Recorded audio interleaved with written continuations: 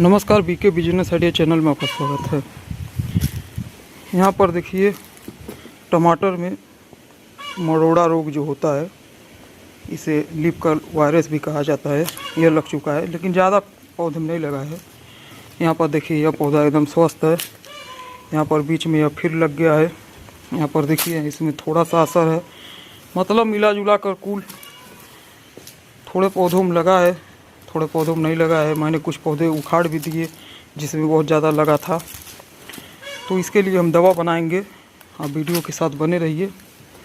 यह देखिए पौधा एकदम स्वस्थ है और इसमें देखिए फ्लावर भी आ गया है। देखिए सभी पौधों में फ्लावर आ गया है। तो चलिए इसका हम दवा बनाते हैं। पिछले वीडियो में मैंने आप लोगों को दिखाया था कॉपर सल्फेट, तो इसे मैंने टमाटर की खेती के लिए ही मंगाया था। तो अब इसे यूज करने का समय आ गया है, तो चलिए देखते हैं इसका यूज कैसे होता है। सबसे पहले तो डायरेक्ट मैं अपना अनुभव बता रहा हूँ। मैं कभी डायरेक्ट कॉपर सल्फेट का यूज खेत में नहीं करता हूँ, और मैं टमाटर का खेती काफ़ी समय से कर रहा हूँ, लेकिन इस समय थोड़ा मैंने बड़े लेवल पर किया है, बड़े पैमाने पर। समझ में आ गया? तो सबसे पहले तो हम इस पैकेट को खोलेंगे। यह बहुत ज़्यादा जहरीला होता है, तो आप ऐसा कुछ भी घर पर करने की कोशिश मत करें। हाँ, अगर आप खेती करते हैं तो आपको इसके बारे में पता होगा। समझ में आ गया? नहीं तो आप इसका ज़रूरत आपको नहीं है। यह वीडियो एक नॉलेजेबल वीडियो है, नॉलेज के लिए बनाया जा रहा है। समझ में आ गया? तो आप इसका यूज कभी मत करें। अगर आप खेती करते हैं या कुछ ऐसा काम करते हैं जहाँ पर इसका यूज होता है, तब आपको पता ही होगा यह कितना ज़्यादा जहरीला होता है। तो इसे हम सबसे पहले खोलेंगे।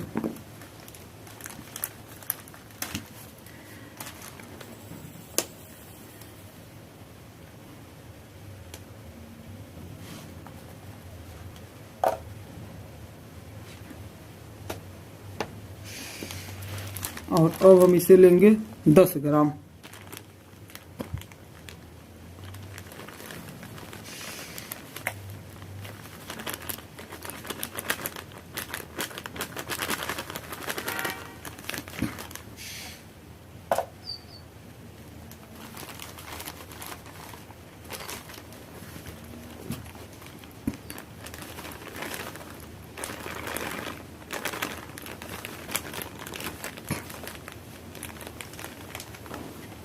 चलिए 12 ग्राम हो गया, कोई बात नहीं।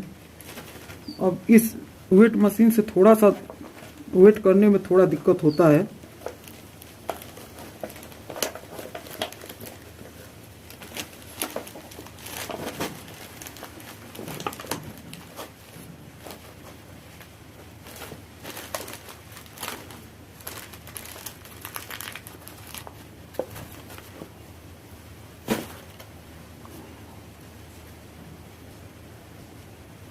अब हम इसे वाटर में घोल लेंगे। देखिए इस तरीके से घुल गया है।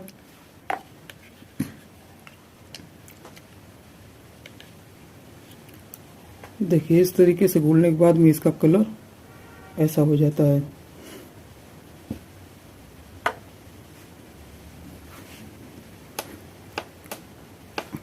और अब हम लेंगे चूना।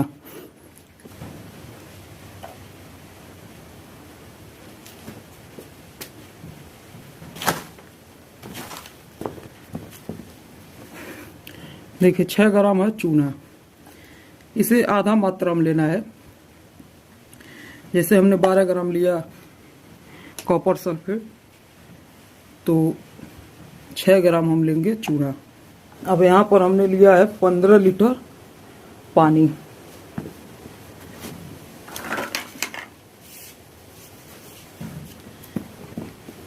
ठीक, देखिए 15 लीटर पानी है। तो सबसे पहले हम इसमें चूने को घोलेंगे।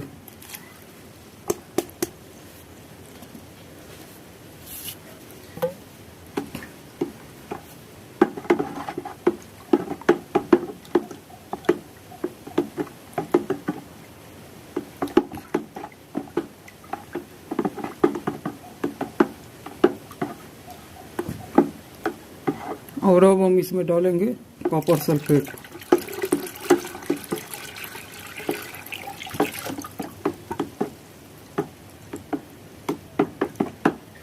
अब इसमें समझने वाला बात एक है, आप ध्यान से सुनिए। मेरे पास जो चूना था वो बुझा हुआ चूना था, मतलब वो मैंने लाया था तो काफ़ी समय तक वैसे ही रखा था, तो उसमें जो पत्थर होता है वह बुझ गया था, समझ में आ गया, जैसे बुझा हुआ चूना। अब मैं उसे पानी में डालूंगा तो थोड़ा सा हीट नहीं होगा। वैसे अगर जैसे नया चूना है, बुझा नहीं है वो, आप अगर पानी में डालते हैं तो बहुत ज़्यादा हीट होता है, बहुत ज़्यादा वो बदकने लगता है, समझ में आ गया। तो यह जो था इसमें बुझा हुआ चूना था तो मैंने डायरेक्ट ही इसे यूज कर लिया। अगर पत्थर का चूना है, पत्थर वाला चूना है, नया चूना है, तो आप उसे एक दिन के लिए भिगो देंगे। जैसे घर के पुताई उताई के लिए भिगोया जाता है एक दिन आगे, वैसे आप एक दिन आगे उसे भिगो देंगे और उसके बाद दूसरे दिन आप उसका घोल बनाएंगे और उसी में कॉपर सल्फेट का घोल बनाकर दोनों घोल को आपस में मिला देना है।